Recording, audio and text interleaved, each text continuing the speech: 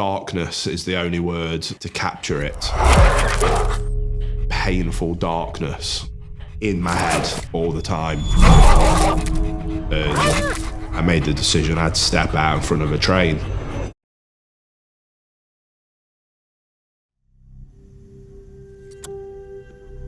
When I look back, never really had lots of friends. I think I was probably the slightly odd one, the tag-along. You can see it was like obvious, kind of desperation to fit in, to be liked.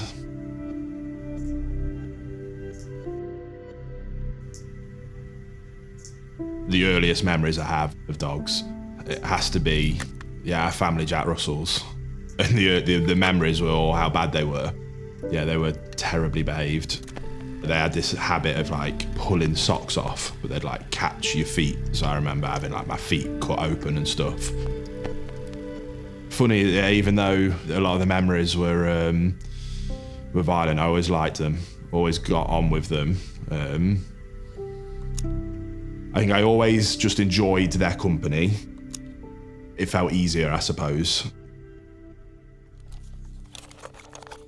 I remember it so clearly.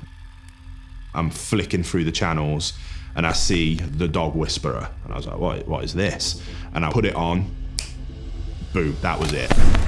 Seeing this man on TV deal with these crisis situations and being as calm and relaxed and still kind, that resonated with me. And then the incredible transformations that was able to unlock.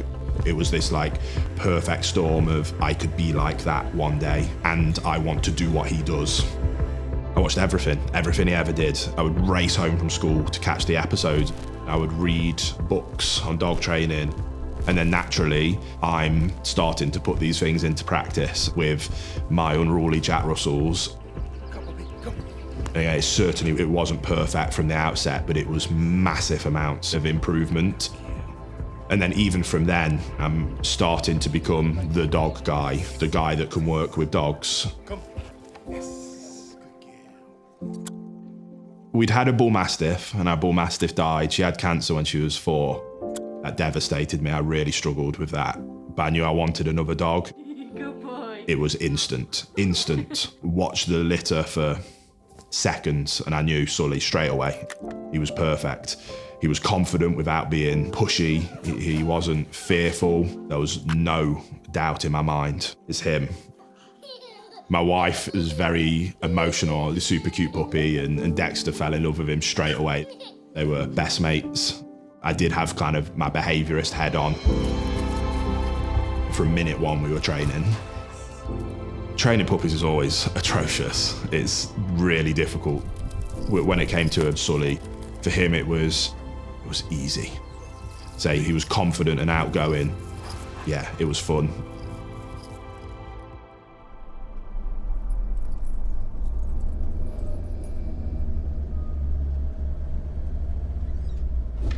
At some point I attempted Burton Pet Care Services.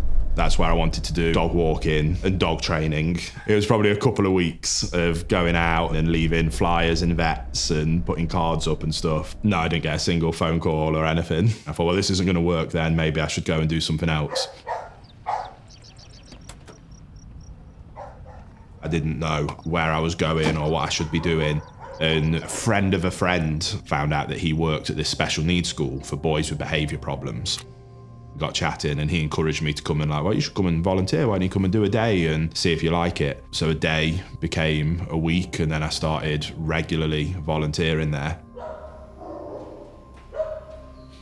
A lot of the young people I worked with, they had been through horrible, horrible situations. It was physical abuse, sexual abuse, mental abuse that led them to display behaviours that made it unsafe for them to function in schools. Violence was common, violent outbursts towards staff, towards people that may challenge kind of their decisions and behaviours. I've personally intervened with legitimate suicide attempts. Yeah, it's crisis level situations where lives are on the line. I had to learn very, very quickly how to handle very extreme, unpredictable behaviours, and I found I was quite good at it. It's because I could have those very, very difficult situations with a child that may last a few minutes of extreme violence, and immediately I'm not resentful towards them. Immediately I've got no frustration towards them. I care about them. I wanted them to be okay. After working there for nearly 10 years, I became a bit frustrated with kind of the educational system towards these young people. So I was kind of, well, I'll do it myself then. I'll run something that can help them. I wanted to keep it small to start with, me and maybe 1 or 2 members of staff and 2 to 4 kids a day. Keep it simple. That's what I wanted to do. That was the vision that I had. And as I'm having meetings, they saw potential in me. They pushed me into wanting to set up a full private, independent, Ofsted registered school that would then jump to 40 kids with a whole team of staff. I wanted to prove that I could do it, and I wanted to make something of myself. That was the big mistake that I made. And that was the start of a dark time.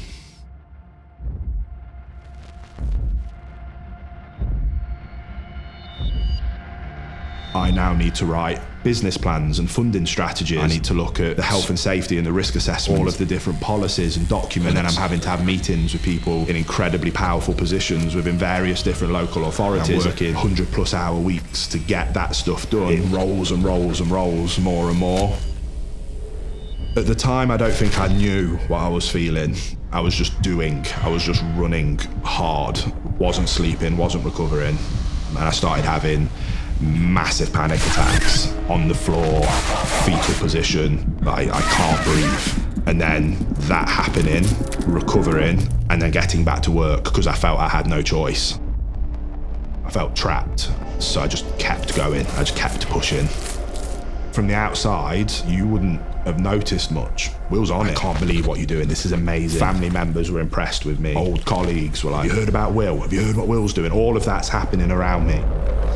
The panic attacks were getting regular, like multiple times a day. I'm fine, leave me alone, I'm fine. It was that attitude. If I have 1 or 2 of these a day, cool, just try and do them when no one sees and then get back to work. But the depression thing, that came quick and went dark very, very quickly. And where it went dark quickly was seeing that my wife was worried about me. It planted in my head that it was unfair to put her through that. And we had a young son, and I'm like, oh man, this is the life I'm going to put them through. And I was convincing myself that she'd never leave me. She wouldn't let me leave her. So there was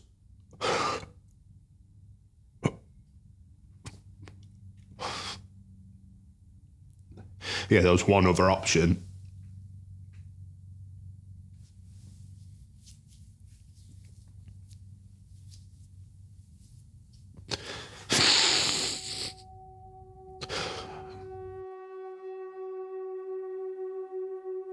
I decided on what the train track was going to be. I remember Sully was riding shotgun with me on the passenger seat. I text my friend just to ask him to keep an eye on Rach for me. I remember kissing Sully on the forehead, and there was a bit of a bench. I just sat and waited. If a train had come in that time,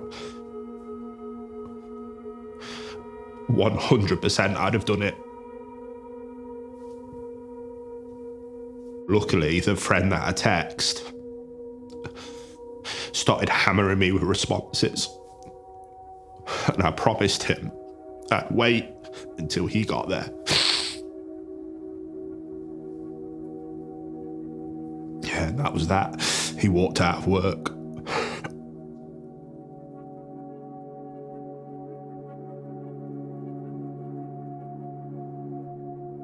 That day, everything just kind of came crashing down.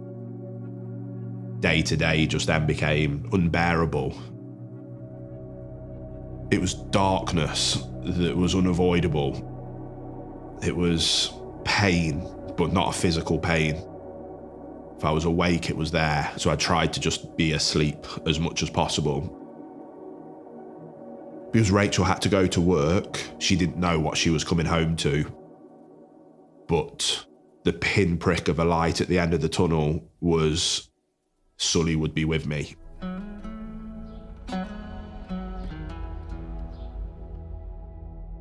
He was just by my side the entire time. And for a young working line Labrador to be super content just to settle, had never taught him to do that, it's just who he is. I think he is more in tune with my emotions than even I am. There was a moment where I realised, as much as you're here with me and happy to be with me, you're a dog and you would love to go for a walk right now. So I'm going to put some clothes on and we're going to go for a walk. It started to build a bit of a structure of a routine, get up and take him for a walk. And what started off as 5 minutes round the block became 10 minutes and then 15 minutes and then half an hour. And then I developed this 1 hour loop. It was the first snippet of respite from that darkness.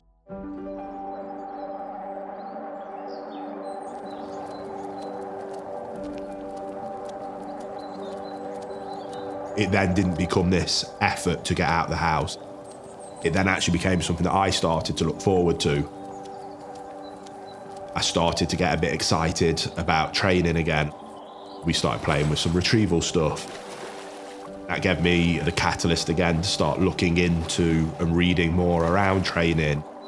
I started volunteering and working in shelters, so breeds that had killed other animals or dogs that had attacked people. It was like this light bulb moment went off.